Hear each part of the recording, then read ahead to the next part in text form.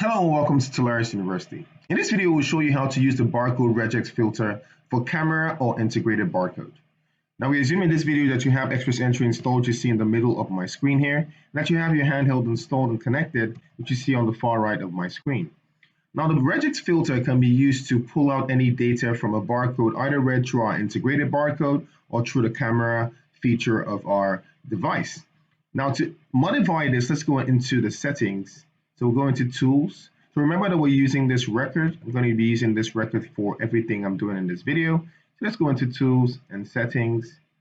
And the first thing we want to do is to see what settings we have. You go on the badge settings, and the settings is under the barcode option. So as you can see, the Regex filter is set to none. So if we scan on our device, and I'll show you what I'm scanning on the left side of my screen, you see it just pulls out everything that it scans. But first thing we can do, let's just try and modify and say we only want to pick out the numbers. Let's try again. So you see it pulls out the numbers which matches the badge number on this record. So let's see if we can pull out just the letters. And these are quick settings you can put on our system. And you see it just pulls out only the letter part of the barcode that it reads.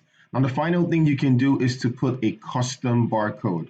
And in this case, I'm going to tell the system to pull out the first 7 digits, which matches to the barcode that I see on my device and the badge number. So let's put in the code that is \D 7 times. So that's 7, 1, 2, 3, 4, 5, 6, 7. Let's hit save. Let's see what happens. There you go. So it pulls out the first 7 digits of whatever it sees. And this is a custom way to pull out the barcode. You can put very complex regex filters there if you like. Now, next thing we want to do is to check the camera feature of this barcode. It uses the exact same filter. So let's just go right into the camera and see how that works. So let's go into the handheld functionality. Let us select the camera and save.